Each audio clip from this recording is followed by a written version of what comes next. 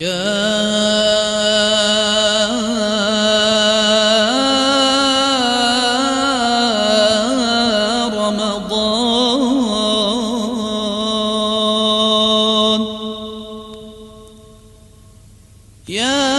رمضان يا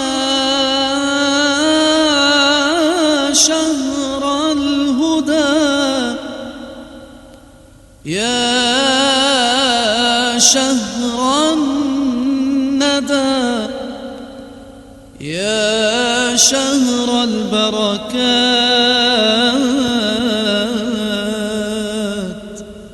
يا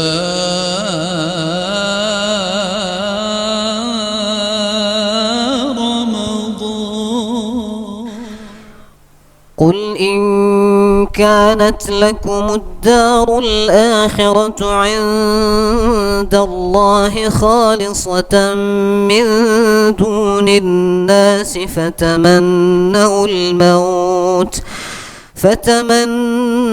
الموت إن كنتم صادقين ولن يتمنوه أبدا بما قدمت أيديهم والله عليم بالظالمين ولتجدنهم أحرص الناس على حياة ومن الذين أشركوا يود أحدهم لو يعمر 1000 سنة وما هو بمزحزحه من العذاب أن يعمر والله بصير بما يعملون قل من كان عدوا لجبريل فإنه نزله على قلبك بإذن الله مصدقا لما بين يديه وهدى وبشرى للمؤمنين من كان عدوا لله وملائكته ورسله وجبريل وميكال فإن الله عدو للكافرين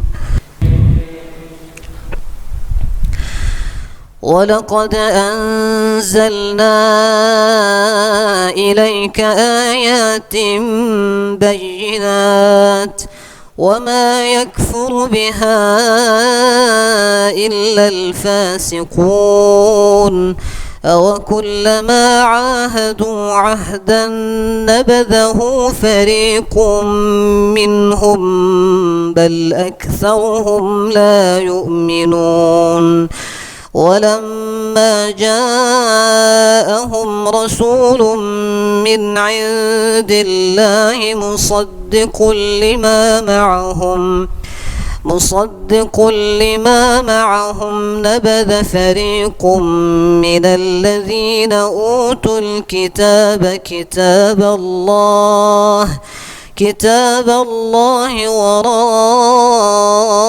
ظهورهم كأنهم لا يعلمون